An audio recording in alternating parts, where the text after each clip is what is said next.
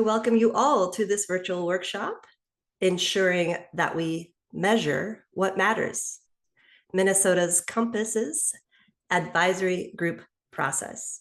This is part of the Practitioner Perspectives, Local and Regional Indicators for Community Wellbeing virtual workshop series, hosted by the International Society for Quality of Life Studies and the Community Indicators Consortium Organizing Committee. In 2024, these two organizations formally merged, and this series is a joint effort to showcase applied projects on local and regional indicators for community well-being. Each quarterly session will feature leading practitioners who share tools, methods, and lessons from real-world community indicators initiatives, bridging local insights with global quality of life research. We are thrilled today to have our inaugural workshop. Describe it a little bit. Minnesota Compass is a community indicators project that has compiled trends in quality of life for the state of Minnesota and its local communities for more than 15 years. Since its founding, Minnesota Compass has engaged thousands of advisors to identify what matters most for measuring progress in communities. In today's presentation, Project Director Allison Liuzzi will discuss their advisory group structure and process. In addition to the overall process, Allison will share insights from their recent advisory groups focused on health and public safety topic areas. It's now my pleasure to introduce our speaker for this workshop, Allison Liuzzi, Project Director of Minnesota Compass and Research Manager at Wilder Research. Allison leads a team tracking quality of life trends in Minnesota with a focus on demographics, workforce, and immigration. She is also former president of the Community Indicators Consortium and has been with Wilder Research from 2012 and holds degrees from Luther College and Michigan State University. She's also completed doctoral coursework in sociology at the University of New Hampshire. Please join me in welcoming Allison Liuzzi for today's session, Ensuring That We Measure What Matters, Minnesota Compass's Advisory Group Process. Allison, I turn the floor to you. Great. Thanks so much, Jill. Good morning, everyone, or depending on where you are across the globe, good afternoon or good evening. I'm so thrilled you decided to join our webinar today. The idea for this series came about last summer when a group of us were together in Luxembourg for the ISQOLS annual conference. And it's exciting to see some of these ideas come to life and to be the first to present as part of this Practitioners' Perspectives workshop series. I am here today from Minnesota, the state of Minnesota in the United States, to present on our project, our Community Indicators Project, Minnesota Compass, and kind of one of the key ingredients that has led to our success, our sustainability, our ability to connect with community for the last almost 2 decades that our project has been around. Before I get into the details of our advisory group process and kind of our secret ingredient to our success and sustainability, I will orient you a little bit more to what Minnesota Compass is, since I know many of you came from Minnesota and probably came as a result of knowing Minnesota Compass, but from what I'm seeing of participants coming into the room, maybe about half or more of you are outside of Minnesota. So what is Minnesota Compass? We're a community indicators project. What that means is we're assembling data on things that matter to communities throughout our state, quality of life trends, so that people are equipped with good data, good information, trustworthy, reliable indicators that they can agree upon, that they have identified as being important, and can use those to tell their stories, understand the trends, understand strengths and challenges facing their communities, and then move toward collaborative action on the quality of life issues that matter to them. Like I said, we've been around since about 2007, so we're coming up on almost 2 decades as a project. Our website is right there in the bottom right corner of this slide. I would ask Susan or John if you want to post that in the chat too, so that folks can just click through to it. Please visit our website. Feel free to poke around. You can see all of the topic areas or quality of life areas that we're tracking trends in. You can see all the geographies that we're pulling data for. And if at any point you have questions for me or my team, I will have contact information at the end to share with you. To give a sense of the reach of Minnesota Compass, we have about 100,000 visitors to our website each year.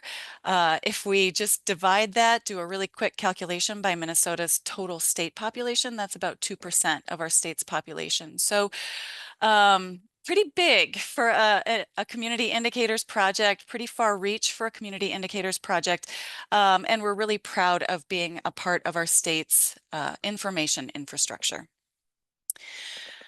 When you poke around on our website, mncompass.org, you'll see that we contribute to Minnesotans' shared quality of life by compiling unbiased, credible information, usually from large federal data sources, although we also rely on state level data sources, and very occasionally collect our own information via representative surveys of Minnesotans.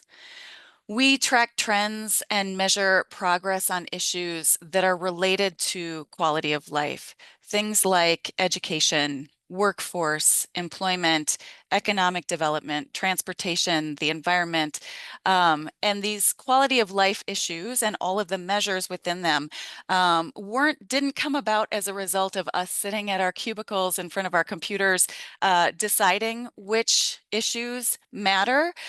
It's been through conversations with thousands and thousands of Minnesotans over the last 20 years. And so that's what I'm going to focus on as this presentation goes on. Where possible, we have found that it is really important to disaggregate the data.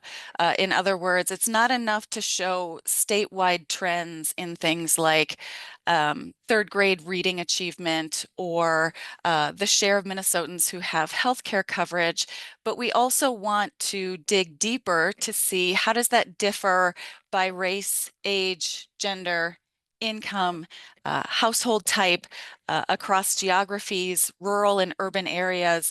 And so we're always looking for data sources and to display data for our users that sort of picks apart those key measures that we track. And then we provide additional resources for addressing issues that include our team storytelling, helping folks see what we see in the data and getting information out that way. We do presentations, 50 to 60 presentations throughout the year to a variety of audiences. We have various social media channels, and we also partner with regional organizations to get data into their hands so that they can move toward action.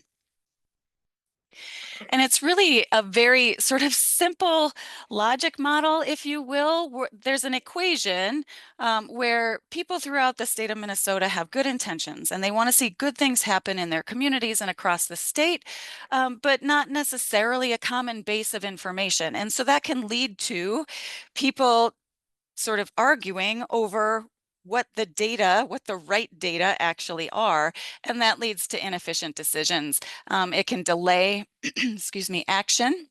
It can lead to people arguing over which data estimate is right versus actually just agreeing that these data are reliable and trustworthy, and getting on to productive decisions. And so we see our role as taking those good intentions that we see throughout the state across our residents, across our organizations, pairing that with sound and credible information that we compile in a way that's easy to access for everyone. Our information is all free on our website and through our presentations. Uniting people in sort of a common sense of purpose. Once we can agree that the data are reliable and trustworthy, we can unite unite around some common strategies, and that results in these productive decisions for a strong region. So we see our role both as providing that sound, credible information. And so if you go to our website, you'll see that we have upwards of 5,000 charts and tables across our site, and that's just in our topic areas like education and workforce. We also have an infinite number of data profiles that you could put together yourself in our geographic offerings. So we are equipping Minnesotans and other users with that sound credible information. But I also want to focus on this third part of the equation today, the common sense of purpose, and how we play a role, Minnesota Compass, as a project in uniting people, organizations, initiatives around a common sense of purpose. So this is where our advisory group model comes in. We believe the advisory group process for our project builds a common sense of purpose, brings people and organizations together to identify the things that matter, to make sure that our project is measuring those things that matter, and that our project is informed by the communities that it serves. We have a couple of different advisory group components on Compass. One is what we call our governance and steering committees. And those folks meet with us every year, twice a year, to kind of provide strategic direction on our project. Weigh in on, what are they seeing on the ground that will matter 5 years from now, so that we can ensure our Compass project is always sort of pointing our ship in the right direction. What I'm going to focus on today in terms of our advisory group process is a second group of advisory groups that we convene or try to convene about annually around our topic areas or dimensions of quality of life. So I've mentioned these before, but we're looking at things like arts and culture, civic engagement, education, transportation, workforce, economy. About annually, we pick one of those quality of life dimensions and convene advisors around that topic area to make sure that what we're measuring, what we're tracking still makes sense, is still relevant, and to refresh those topic areas or those dimensions of quality of life based on what we hear. So I'll be focusing on topic advisory groups, or what we've shortened to TAGs, TAG, topic advisory group, and the process that we've built out over time with that. On Minnesota Compass, if you poke around, this is our homepage on our website. We have these 10 topic areas related to quality of life, and I've mentioned quite a few of them already, but you can see them listed there. And then over on the right, where I've shown our homepage, you can see them sort of highlighted in yellow. And this is where you would go on our website to see the key measures or indicators that we're tracking under each of these areas. Our advisory group process, at a high level, it brings people together who represent various sectors, various perspectives, various backgrounds, to all together through a series of meetings weigh in on what matters to health, what matters to public safety, what matters to transportation. And we have all these folks from nonprofit organizations representing philanthropy, government, researchers, education more broadly, business, and practitioners in the field to come together and talk with each other about a specific dimension of quality of life. Most recently, last month, we brought advisors together to talk about our health topic area, a very big topic area to undertake. And we will be meeting with those advisors again in November to come back and tell them what we heard and what we're proposing for our website. And I'll get into that process as we go. 2 years ago in 2023, we did the same thing with our public safety topic area, where we brought advisors together to talk about what matters related to public safety and what should we be tracking on Minnesota Compass. So the idea is broad representation, really diverse representation of advisors who come together to talk across sectors, across experiences, across backgrounds, so that we can come to some shared agreement on what we should be tracking on Minnesota Compass. At a high level, the advisory group process is meant to achieve a few things. One is a community indicators project should be informed by community. Like I said, as much as my my very introverted research team on Minnesota Compass would like to sit at our own computers and do our own work and dig into the data, um, we are only relevant. We will only be sustainable. We only contribute to quality of life if we're actually engaging with the communities experiencing quality of life. So we want to make sure at all times that we are engaging the people who would be using this information, both to better understand themselves and then to decide on actions that improve quality of life. In any topic area, we reconvene advisors. So we don't say, we convened a health tag or a health topic advisory group back in 2008, and now we're done. Health trends change over time, and what matters to health changes over time. And so we want to make sure that we're staying relevant and on top of the things that matter. A second goal of our advisory groups is that we're building buy-in and advocacy. People are more likely to use our product, if you will, our website, our data, our trends, ask us for presentations. If they know about us, they were a part of helping contribute to the project, they feel a sense of ownership over what's been created, and they're also more likely to share those resources with colleagues or others who might be seeking similar information. And so it's a way to expand our scope and really bring people closer to the project and become advocates and owners of the Minnesota Compass project. And then finally, it's really critical to our sustainability and to promoting action if we engage community members in actually identifying what matters so that then they feel compelled to identify key strategies, continue to support our project either by visiting or requesting content from us, and really demonstrating our value to this, logic model of contributing to overall quality of life in Minnesota. So 4 steps in our topic advisory group process or tag process that I'll go through that sort of outline in very detailed way what we do to engage these advisory groups in looking at our topic areas. And the first step in this process, about 6 months before we engage advisors in meetings to talk about a topic area, we identify what we loosely call highly respected co-conveners. These are people who will attach their name and usually their organization to this advisory group process.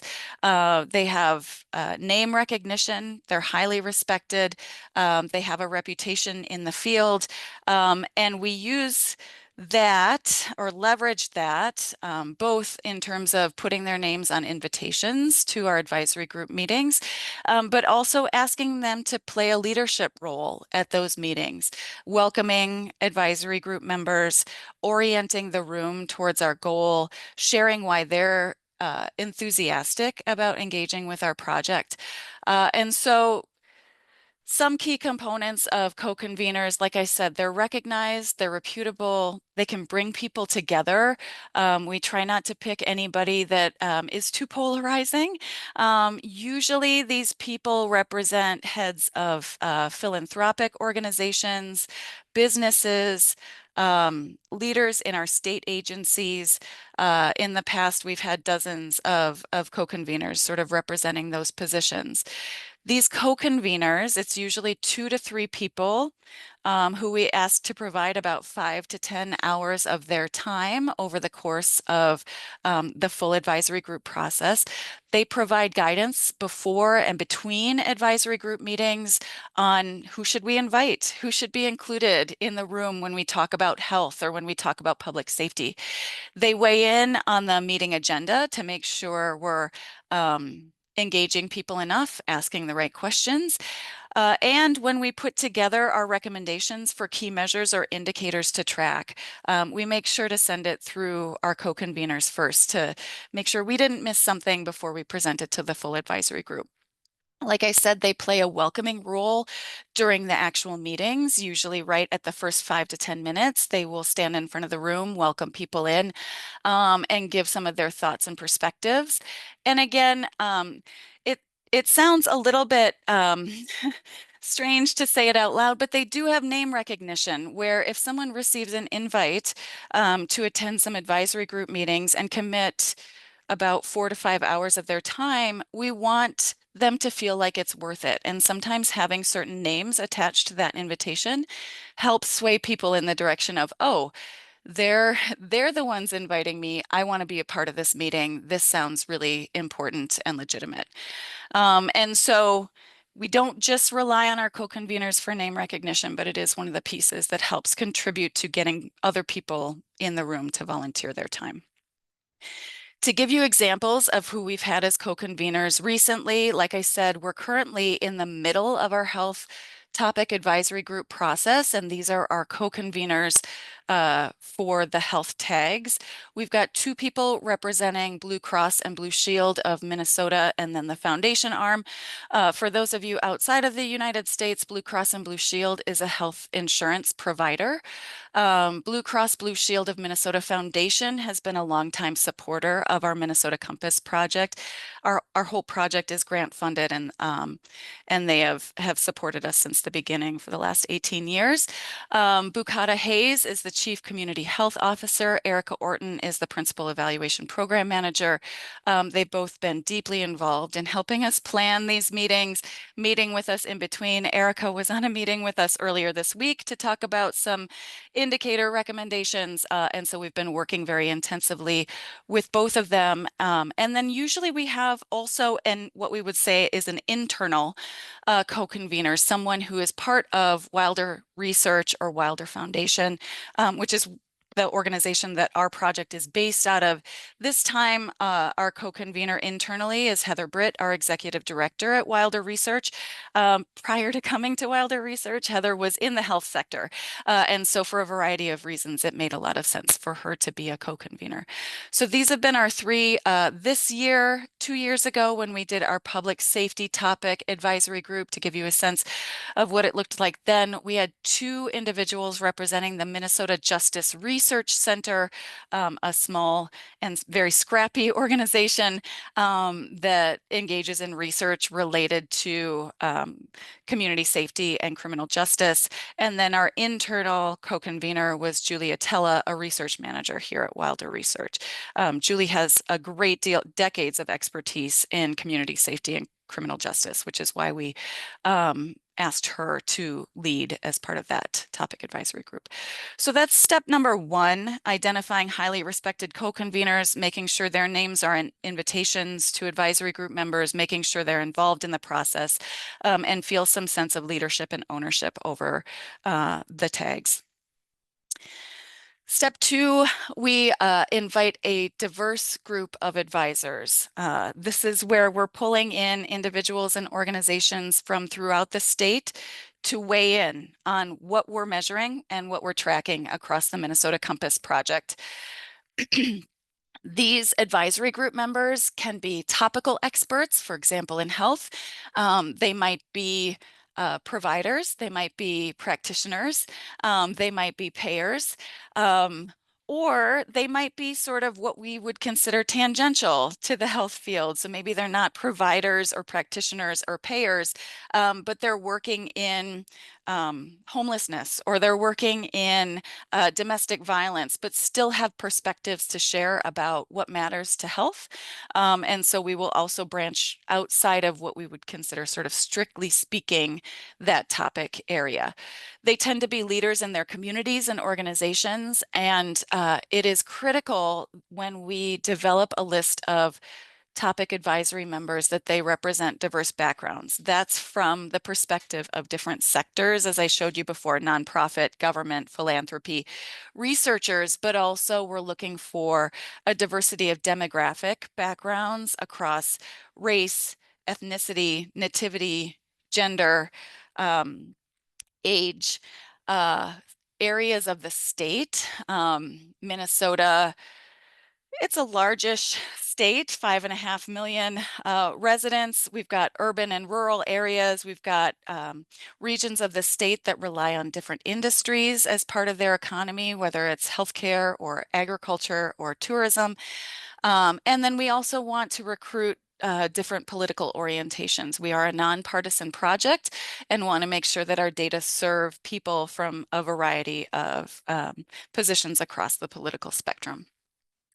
Our goal is usually to bring in 30 to 40 advisory group members. That means that we usually start with a list of 100 to 200 potential advisory group members, and then meet internally as a research team and with our co-conveners to begin to whittle that down. We send out invites, see where our RSVP numbers are, and we might expand our invites to make sure that we get about 30 to 40 people representing, again, a diversity of backgrounds. The total time commitment on average for advisory group members is attendance at 2 meetings. Each meeting is usually about 2 hours. And during those meetings, we ask them to brainstorm and provide feedback on important concepts related to the topic, whether it's health or public safety or another topic area. Tell us what matters in terms of quality of life related to that topic. If they are data folks, I say that kind of loosely, or if they work with data quite a bit in their position, it might be the case that they know about data sources that they commonly use and would want to tell us about those. But we don't make the assumption that our advisors are, quote, data people. In fact, we want our project and our data to be accessible to people who would say, I'm not a data person, or when I used to teach statistics, I'm not a math person. We still want those people to feel like we're providing them with information that's useful and relevant to the work that they do. And so we don't pull for our advisory group membership the data people, so to speak, from all these organizations. In fact, we're looking for the people that aren't necessarily the data people. To give you a sense of who's been on our advisory groups, these are the organizations that have been represented. My apologies, I know it's a long list, but it does give you a sense. You don't have to read all these organizations. It does give you a sense of the diversity, at least of the organizations and sectors that we've engaged as part of our tag process. So here, for those of you outside of Minnesota and not familiar with a lot of these organizations, we've got good representation from healthcare providers. We've got good representation from health insurance providers. We've got good representation from nonprofits, local practitioners like county public health departments. We've brought in some of our philanthropic partners who care about issues related to health. And we've got University of Minnesota and Extension who rely more heavily on things like research or engage in research themselves. We've been really pleased with turnout for this series of tags so far. And like I said, we've had our first meeting last month, and our next meeting is coming up on November 3rd with these advisors to finalize recommendations for indicators in our health topic area. 2 years ago in public safety, again, a very sort of long list here of organizations that were represented, but we pulled in research organizations, we pulled in philanthropy, we pulled in folks working at the ground level, providing community level support related to public safety issues, whether it's domestic violence or nonviolent responses. We brought in folks working in state agencies and more local agencies like fire departments, police departments, the state department or agency related to public safety. And so tried to get a pretty broad representation. That was really important to us in 2023 because the previous public safety advisory group that we conducted was really narrowly focused on criminal justice. We had police, fire, discipline, and so wanted to make sure this time around that we were much more broad in engaging people across sectors when thinking about community safety and criminal justice. Okay, third step. We conduct 2 meetings. So I've divided these out into 2 steps. Step 3 is meeting 1, and step 4 is meeting 2, to give you a sense of where we're headed. But meeting 1, we bring our advisory group members in for a 2-hour meeting to frame what we're doing, get the group kind of oriented around what is Minnesota Compass and what's our goal today, and to brainstorm with them what matters related to quality of life. Meeting 1 is really focused on building connections, especially across the diversity of backgrounds that we've brought into the room. A lot of people who come to these advisory group meetings are unfamiliar with Minnesota Compass. And so part of meeting 1 is just helping them understand what we do and how we would like them to contribute to our project. We sort of outline their roles and responsibilities in the 2 meetings, keeping it very concise and targeted. And we provide a lot of time for small and large group discussion. Again, we're building connections, we're gathering input. We really do want to hear from them about what matters related to quality of life. One thing I will point out, these meetings are in person. As we become a more virtual world, we're considering how to do this or incorporate aspects of virtual engagement. And we haven't figured that out yet because our in-person meetings are very much reliant on formal and informal discussions and connections that result from being in a room together. So we haven't done anything virtual yet, although we're still brainstorming about how we could potentially build that in the future. So as part of our in-person convenings, we try to provide a very welcoming space. We usually bring people to Wilder Center, although we've brought people to other places in the past. Wilder Center is where our foundation is housed. We have convening spaces there. We set up a room full of small tables where about 4 to 6 people could sit around them and face each other and talk to each other. We do provide food and beverages for the meetings to make people feel well fed and again, welcomed into the room. Our Wilder Center has free parking. We have a parking ramp just outside our building, but there are also transit stops nearby. So we try to make it very accessible in terms of getting to the site. And then for people coming from, especially greater Minnesota, for people who might need childcare, we do provide stipends for any expenses related to their participation. And so honoring their time, making sure that there aren't barriers in their way of being able to participate if they otherwise might not be able to. What do we do at these meetings? We take about 30 minutes at the start to provide some framing and orientation. Like I said, some people don't know what Minnesota Compass is, so we talk about that. These slides were part of our public safety tags, but we talk about what we currently track on Minnesota Compass, in this case related to public safety. So these were the 4 indicators that we were measuring before those meetings took place: serious crime rate, traffic injuries and deaths, crime victimization rate, and fear of crime. We also, for people, especially who aren't data folks, want to get their minds moving in the direction of like, what's possible? And what would I want to measure if, the landscape were totally open to me? So we start to sort of offer some ideas in terms of what other projects, especially around the United States, measure and track. A lot of these projects are still going strong. I'm thrilled that we might be pulling ourselves closer together again, but examples of projects that we've looked to see what they're tracking related to public safety or health or whatever topic we're focusing on have been ACT Rochester. You can see that here.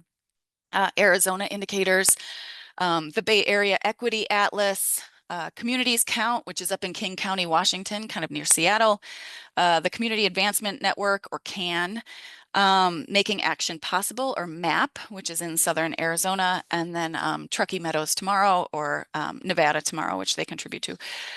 So we sort of do a broad sampling of what are other community indicators projects tracking to give people a sense of like, these are other possibilities or what we've seen kind of across the United States with other projects. We talk about what's in and out of scope, so that, you know, when we just convened our health advisors, there's a large emphasis on social determinants of health. So we should be measuring poverty, we should be measuring social connectedness, we should be measuring employment and housing. And we said, Minnesota Compass measures those things. We are a social determinants of health project, and so you can find measures related to housing in our housing topic area and related to poverty in our economy area. We're going to narrow it so that we're focusing a little bit more on health outcomes, population health, and things like that. So we give a sense of what's in and out of scope to try to make sure that conversations are as targeted as possible. We try to provide a definition of what we mean by health or what we mean by public safety to make sure everybody has sort of a shared definition of that topic area. And if there's a goal related to it, we provide that goal. What are we working toward? In the instance of public safety, it was, you know, providing places where people can live, learn, work, worship, and play without danger or risk of harm. So those help sort of frame or orient advisors toward the questions. And then we break them up into small groups to talk, to provide plenty of time, usually 45 to 60 minutes, on a set of discussion questions. These are pretty standard, although we will modify for advisory groups as necessary. These are what we use for our last two advisory groups. So when it comes to quality of life in our state, what health or public safety measures are most important for us to track? What measures can we actually disaggregate for? So we don't just want Minnesota trends, but we also want to see differences across communities and geographies, including rural and urban areas. We want to see differences by age and by race and ethnicity and by sex, by income. And so not just, you know, high level population trends, but we also want to think about peeling back some layers on these indicators. And then finally, in your position, whatever it is, whether you're a data person, quote unquote, or not, what would be most helpful for you in your daily work? How would you tell the story of health and or public safety in Minnesota? Like I said, we break people into small groups for about 45 to 60 minutes, then bring it back together for a large group report out and further discussion. We have note takers from Wilder Research, our organization, who sit at each table and quietly take notes on every piece of discussion at the table. We don't gather sort of verbatim feedback. It's not, we don't have transcripts of what was said, but we do capture high-level concepts to then bring back to our research team. And that's what happens between meetings 1 and 2. For about 8 weeks, our research team compiles all of the feedback, brainstorming suggestions, and engages in quite a bit of qualitative analysis of what rose to the top, what did lots of tables talk about, where was discussion heading, what are people saying in terms of what matters to quality of life related to this topic area. And so it feels a little bit sad to only give this one slide because this is a lot of the work that our internal research team does, but I also want to keep things moving and very specifically related to our advisory group process. So we come back 8 weeks later for meeting 2 with the same advisors to say what we heard, to give some recommendations on what we think that means for what we should track on Compass, and to finalize those indicators. So we bring back kind of what we call a why not document, and I'll share details of that in a minute, that outlines what we're recommending to track on Compass, and also outlines every single suggestion that we heard at meeting 1. So it's usually a very long document, usually around 20 pages. And we do that because we want advisors to know we were listening. We took in every suggestion they made. Their suggestion might not make the final list of recommendations, but that doesn't mean it wasn't important. There might be reasons why it wasn't included in the final list of recommendations. We bring our advisors back together, not just to hear our recommendations, but then to discuss. Does that sound right? Did we miss something? Did we totally miss the mark? Are we, pointed in the right direction? And then what should we do with this once it's up on the website, once our new indicators have been refreshed and up on the website? This is the why not document. So Susan, John, there's a PDF that I sent you if you want to include that in the chat so folks can look at it. Folks, there will be a PDF. It's 17 pages, but I do think this is one of the most important things to come out of our advisory group process, because like I said, it shows advisors that we are honoring their time, their expertise, their contributions. We've considered all of their feedback, and this is what we've sort of landed on based on that. So the why not document, it's got 4 parts. The first part is, here's what we're proposing to measure based on what we heard from you.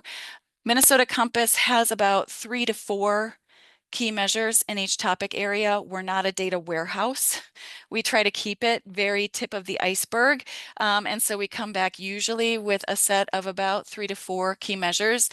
There's a second section that sort of conveys to advisors that we also measure other things related to this across the website. So, like I said, with health, poverty is absolutely a social determinant of health, and we already track that on Compass, and so we make sure people know about that. The third section is all the suggestions we received and why we didn't include them in our final recommendations. And then finally, these advisory groups don't always just focus on data and indicators and what should and shouldn't be on the site. We get a lot of other suggestions around how we should be storytelling or how we should be framing. And so we want to make sure people see that we saw those and have considered them.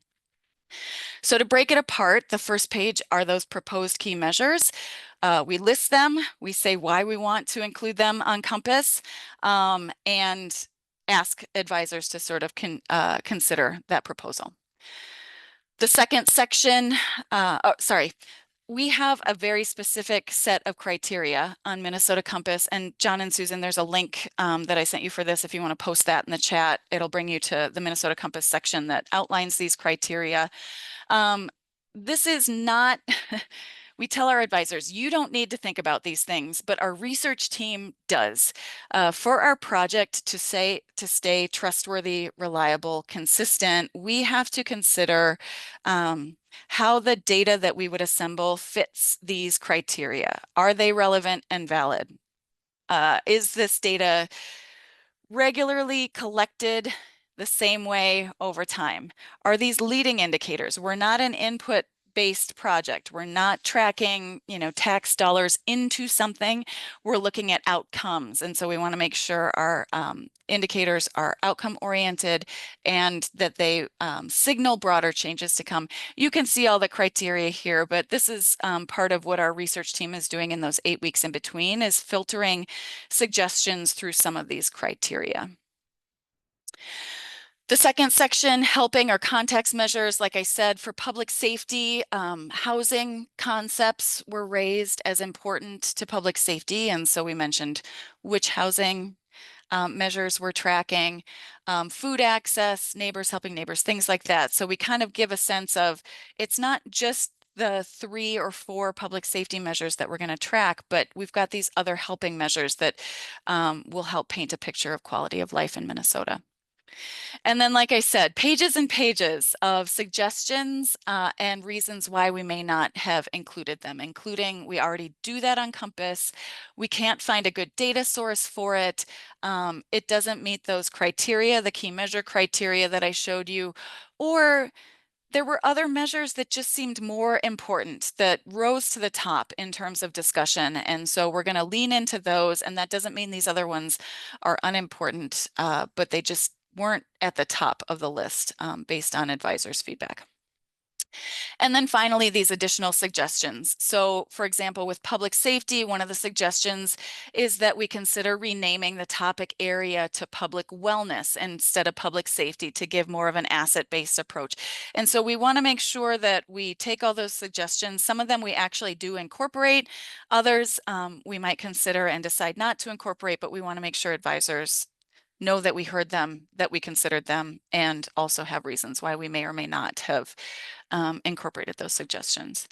So for example, we're in the middle of the health process, so I can't tell you what happens because we have a second meeting coming up. But in 2023, with our public safety indicators, we brought these 4 recommendations to our advisors: that we would continue to track crime rate, but enhance it with victimization rates; that we would collect data on youth perceptions of safety and community or adult perceptions of safety; and that we would add an indicator on firearm fatalities. We asked advisors to consider those indicators using these questions. Are they the right ones? Do our conclusions make sense in the why not? Did we miss something? Are we totally off the mark? Is there something there that shouldn't be? And then moving toward, like, once we get these up on the website, what should we be telling people so that they can better understand or frame or tee up conversations about public safety, and how can we all promote use of this new information? We engaged our advisors in 2023 with these questions, and the feedback was, nope, you actually didn't quite get it right. And so based on discussion from that meeting too, we were going to track firearm fatalities, and instead our advisors broadly sort of coalesced around, instead it should be a measure of preventable deaths. They wanted more on things like opioid overdoses, in addition to deaths related to firearms, in addition to suicide. So wanted something that was a little bit more comprehensive. And so instead we moved, based on that second meeting, to preventable deaths. So those are the 4 steps. There is sort of a 5th step, which is we don't just stop then after those meetings and get new things up on the site and sort of wash our hands of it. After the advisory group process, it's still really important to engage co-conveners and advisors in appropriate ways. We don't want to take up too much of their time, but we want them to know that we're moving towards action. We're putting things up on the site. We would love to continue to partner with them on storytelling if they want to write a blog post with us, or invite us to their organizations for a presentation, that we're available. We update the topic area, whether it's health or public safety, and then we maintain those new indicators over time. We occasionally engage in launch activities, whether it's a specific event that says, hey, we've got new health indicators, everybody come and see what they are, and we'll tell you what we're seeing in the data. Or it could be part of another event like our annual meeting, where a component focuses on those new indicators, but we want to get the word out and sort of celebrate updates to our site. And then finally, and this is part of our ongoing project, we engage in interpretation, storytelling, outreach, engagement, presentations, social media, writing blog posts, writing articles, talking to the media. And so we continue to get the word out in that way. So that was a lot of me talking at you. I'm going to leave this slide up for the time being in case you want to get in touch with me outside of this webinar. But I think at this point, Susan and John, we can open it, or maybe I turn it back to Jill, who will turn it to Susan and John. Fantastic. Thank you so much, Allison. Excellent presentation. If anyone has any questions, now is your time. We do have the 2 discussants, Joseph Sergi and Susan Brushti, who I will turn it over to you first, and then we'll go to the question and answer. Well, let me start out by saying that this is definitely an excellent presentation. It's the Minnesota Compass is certainly a best practice, for indicators, community indicators projects, and we certainly tip our hats to Allison and her colleagues. Let me start out by maybe opening the floor to questions, and I'll start out with a question.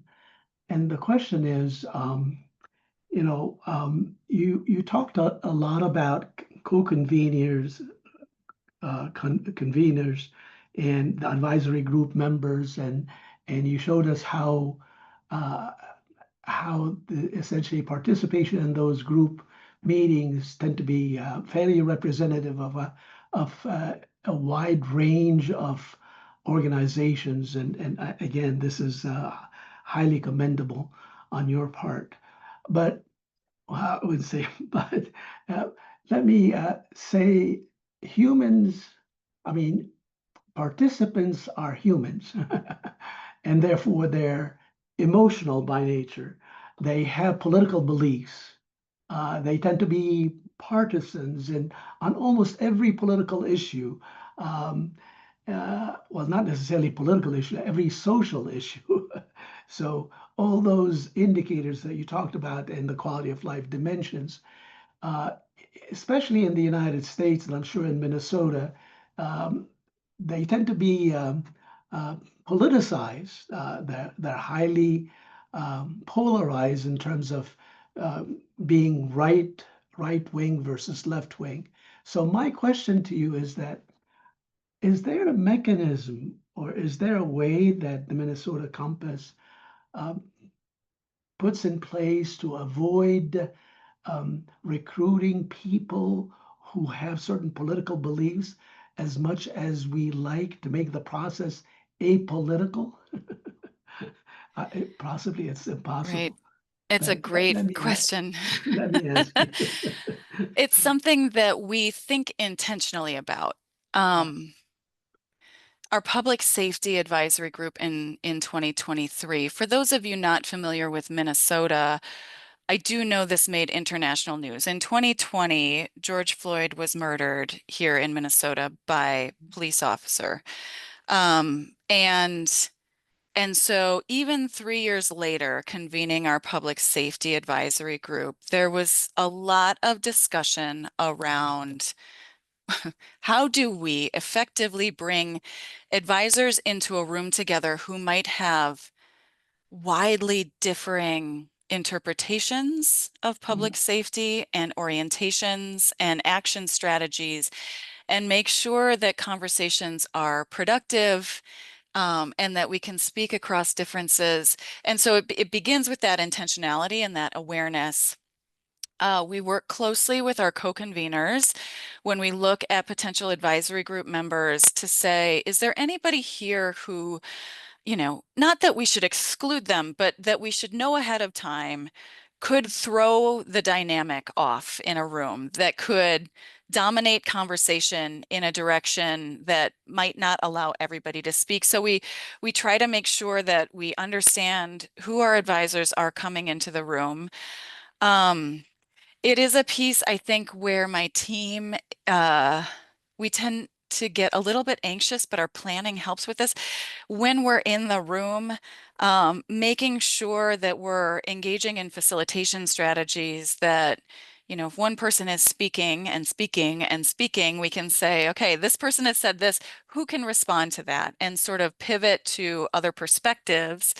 We've never had an issue with people feeling, to my knowledge, with people feeling safe in our spaces, or like they felt threatened by other people being there or by their perspectives, although they could have self-selected out. So like I said, that's to my knowledge. And then we also keep in mind that this project is community informed, but it's still our project. We're still going to make the final decisions.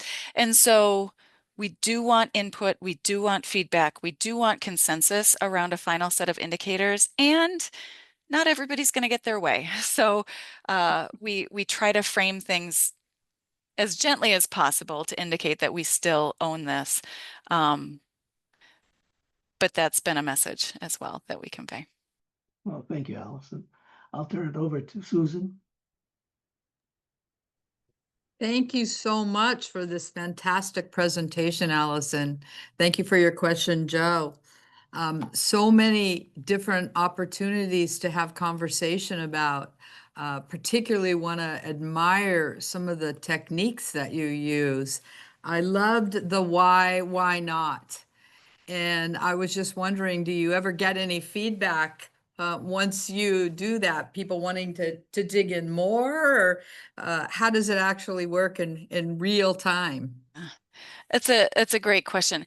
In the meeting too, when we give everybody the why not, there is discussion. You can see people combing through this 20-page document, circling things, making notes, discussing with others in their small groups or in large group discussions. So we do get a lot of engagement during the meetings. After the meetings, not as much. And maybe it's just that we like we're drowning people in information, and so maybe they just feel overwhelmed and never sort of get back to us.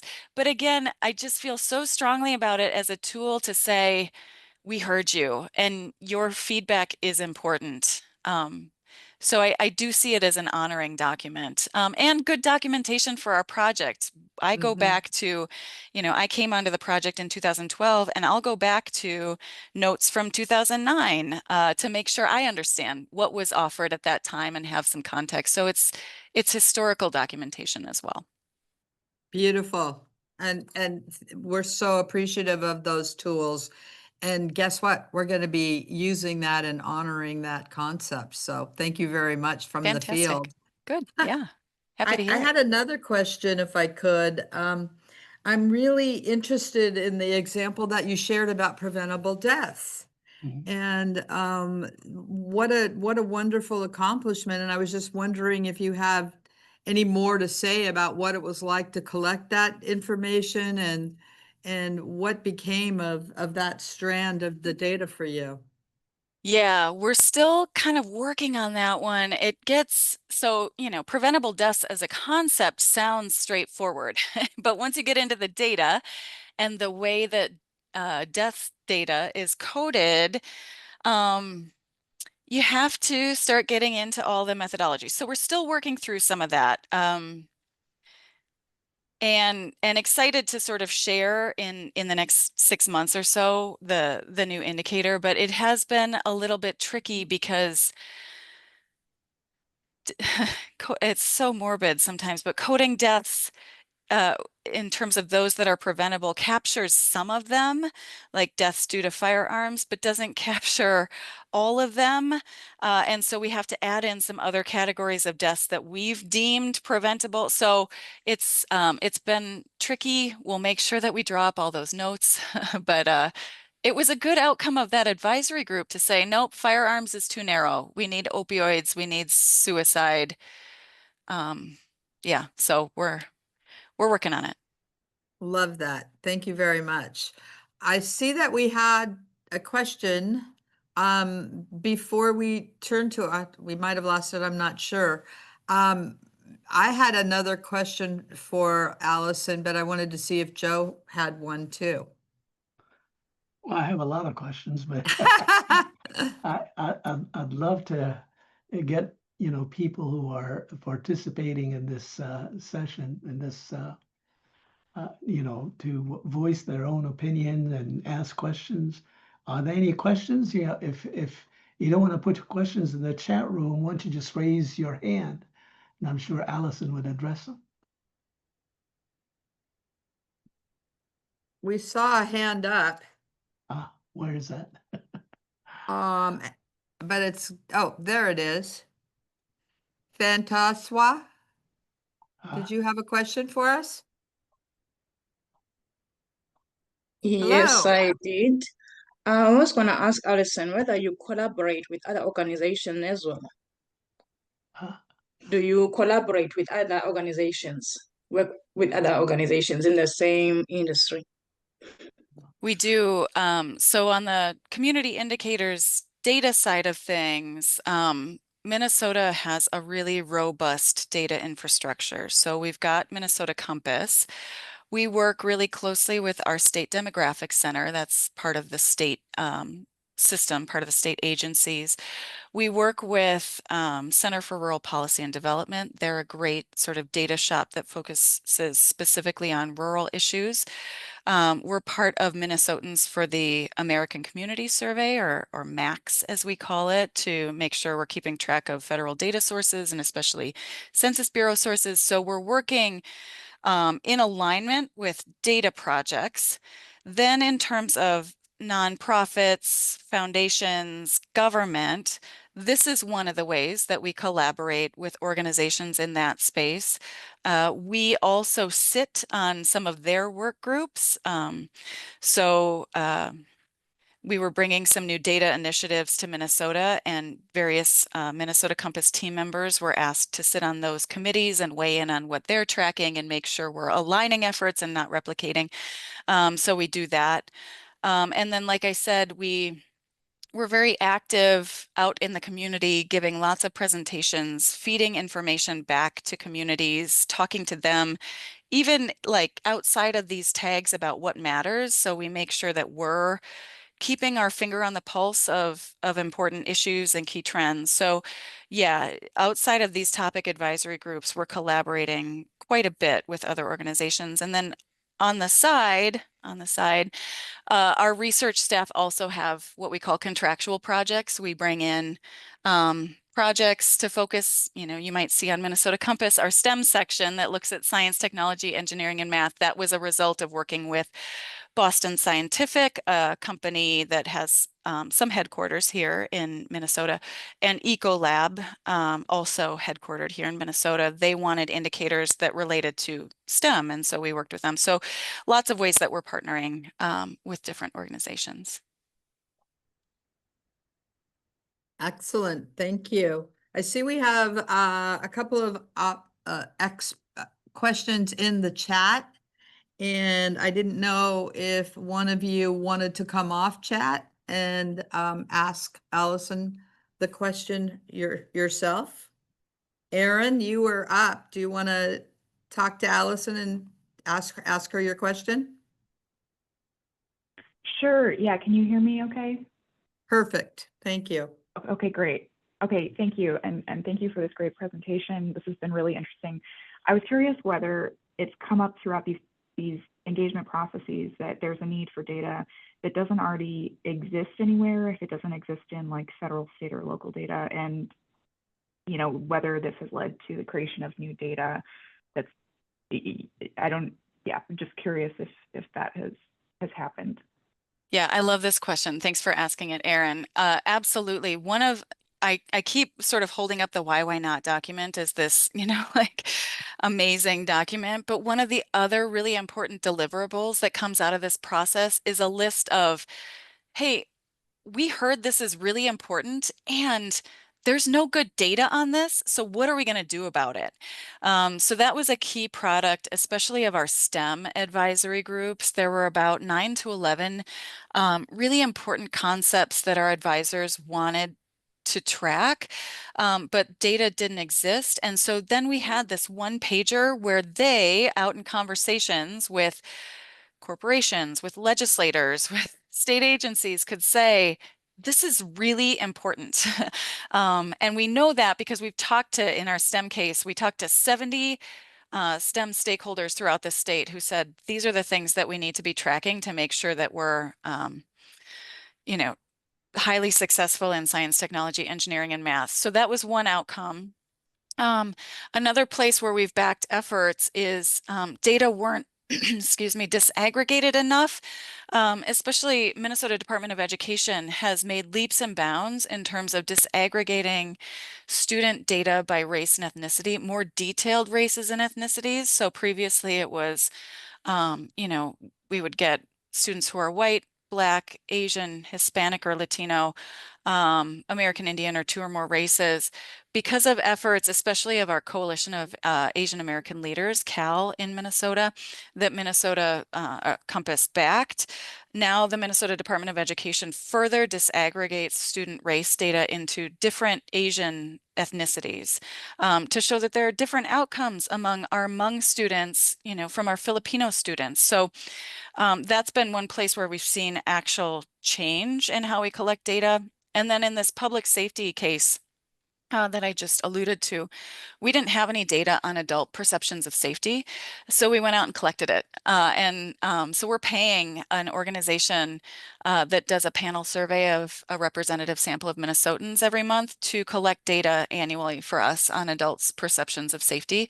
And so that was a place where this is important. The data don't exist, so we're going to go out and collect it. So we're kind of dipping our toe in that direction, but it might be the case that we do that more and more often. Thank you. Clorinda, I see you on chat. Did you want to talk to Allison, ask a question, share? Allison knows that I adore her. First of all, I just want to say that. But truly, I really want to highlight that, to your point, Erin, the data, even where it's something that's already available, not everyone has the capacity or the skills to be able to quickly access and put the material and the kind of content together that Minnesota Compass does and makes so available. And so truly, especially in partnership with the Minnesota Compass, but also in their presentation and materials, there's so many things that Minnesota Compass does to actually build data literacy across individuals and sectors and organizations. And speaking from the nonprofit sector, it's highly used to quickly be able to pull the kinds of data, and that is across, truly across individuals and sectors that that would otherwise have difficulty quickly being able to pull and find and access and use the data that Minnesota Compass makes really, really usable and pretty. Thank you so much. Clarinda and I run into each other occasionally, and I'm sort of sad about the fact that, Clarinda, you can't give me a hug when we're in a virtual format, but thank you for the kind words. Does anybody else have kind words that they want to share? Because I could just sit here and receive praise and gratitude. And I say that jokingly. It's really nice to hear that we are serving Minnesota communities, nonprofits, and organizations in ways that are helpful. That's our goal. Yeah.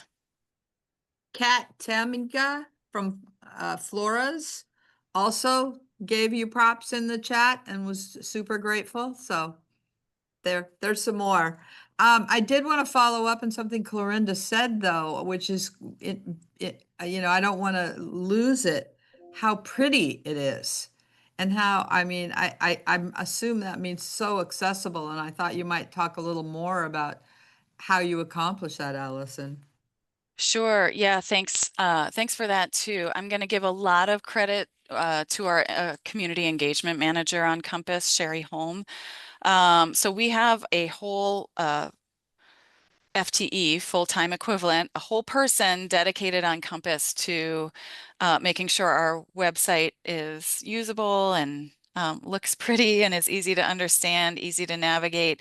Sherry led website redesign a few years back, and so websites need to be updated and they take a lot of work.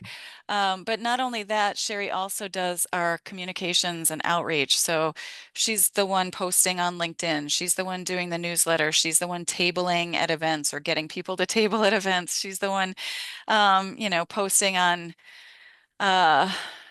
what used to be Twitter, but also our Facebook page. So she's kind of everywhere and making sure that our messaging and branding gets out there. And then we work with a vendor based here out of Minnesota, Us Creative, a women-owned organization that does our website, does the design, and makes it easy for us to use behind the scenes. So a lot of credit to those folks. Yeah. Nice. And I see Jill has a question in the chat. Jill, did you want to say it, or should I can read it out loud? Yeah, I'm just thinking from the perspective, the vast majority of our ISQOLS members are academics in the well-being research community. So I'm wondering if you can speak a little bit. There is a growing emphasis on how to make the research process more participatory. So I'm wondering if you could just address those amongst us who are academics. What lessons from this approach do you think could help researchers design community engaged studies that still maintain that academic rigor? Yeah, it's a great question. I mean, as applied researchers at Wilder Research, we have a lot that we can learn from academic researchers. And I think there's also things that we're doing that could be brought to academic research. So on that question, I hope some of the things I presented were helpful. The idea of, for example, how to select advisory group members. It's not a focus group process. We're not widely recruiting. We're being very intentional about who we're asking to come in, for better or worse. I think there are lots of ways that we should be considering what biases we're building into the process, both in identifying our co-conveners and in identifying our advisory group members, but we're being very careful about selecting who we bring to a room, and then making sure that the questions are very targeted. I'm sure academic researchers are doing similar things in terms of community engagement. But again, I would lift up that why not document as sort of a key deliverable. It's not something that would get published in an academic journal necessarily, but it's a way to sort of bridge that qualitative research component with audiences that aren't researchers to say, you know, here's a summary of everything we heard, which a qualitative researcher would do, and then they would code, and then they would, sort of inventory and do their analysis based on that. We've sort of done that, but we're then making that information easily digestible, accessible to audiences that aren't researchers. So I think it's bridging that gap to make sure then that the people who we want to have using this information, which aren't applied researchers, aren't academic researchers. We want people who are in nonprofit organizations who don't have a data person assigned. Maybe they're a 3 to 5 person nonprofit that needs to write a grant application. We want them to be our users. And so that's why we're engaging in the ways that we do and communicating in the ways that we do. So I think that's, keeping our audience in mind, very intentionally recruiting based on that and creating products that are meant for that audience. Excellent. Let me chip in and say something about this distinction between academic research and applied research, or practitioner type of research. Your case in the Minnesota Compass is certainly a best practice type of a case that is exemplary, and it typifies what we call a bottom-up approach, in which you get the whole bunch of stakeholders and representative of these stakeholder groups, and you brainstorm with them, and you try and figure out exactly what are the indicator dimensions and the actual indicators, or what you might call measures. But then, many academics approach the whole process in a different way, and that is, it is theory driven, it is theoretical, in the sense that, there is so much in the published literature on how indicators should be identified as a function of the theoretical concept.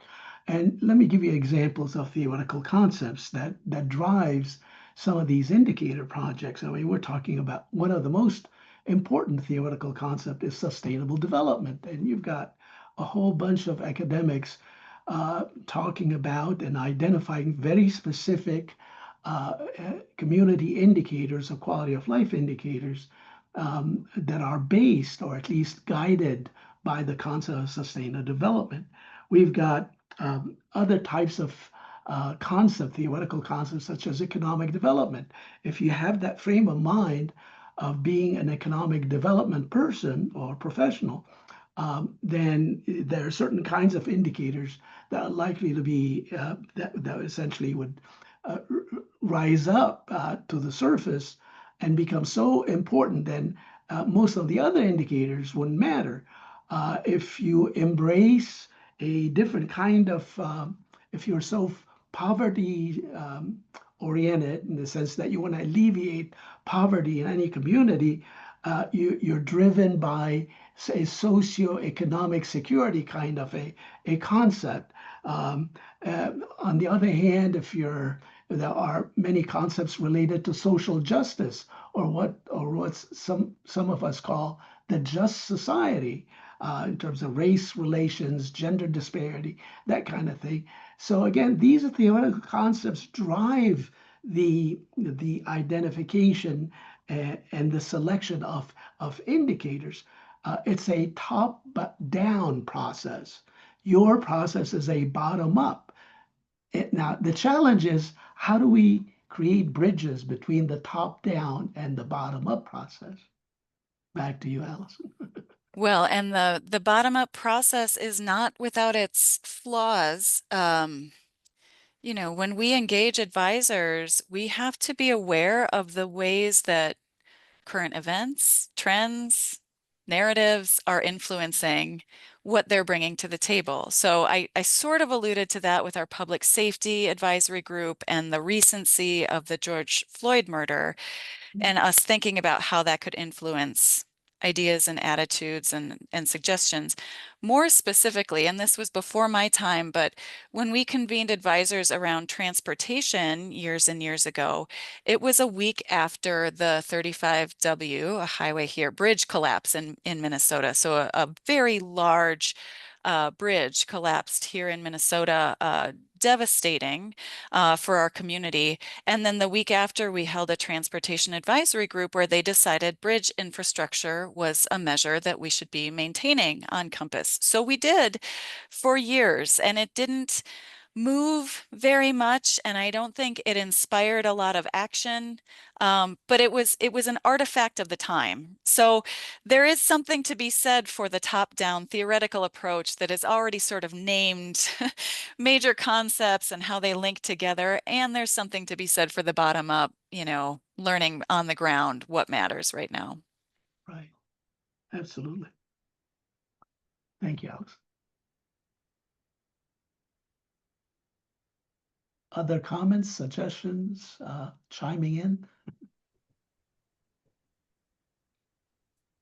Jill, we see you coming off mute. Did you have something, or should we continue on? I mean, I would love to continue this, but I think we've reached over an hour, and we probably need to wrap it up a bit, just because our Zoom, I don't know if we have enough recording bandwidth. So unless there's any, might cut us off here. Unless there's any other questions, comments from the group. Thank you so much, Allison. Such an insightful presentation. This workshop is really relevant for practitioners and researchers because it shows how community engagement can actually strengthen our measurement of well-being. And Minnesota Compass gives a practical model for bringing diverse voices into indicator design. It helps connect rigorous research with real-world impact. So I appreciate you taking the time to present this. This is an excellent inaugural workshop. Thank you to everyone for joining us today. I'm sorry to cut it short. We could probably keep talking for a long time, but we do have another one coming up, actually, November 20th, using community indicator data to achieve well-being for all, presented by Susan Brucey, who's here with us now, of Applied Survey Research. Thank you for being part of this global community of well-being researchers and practitioners. We look forward to seeing you all again soon. And Allison, again, thank you so much for your time.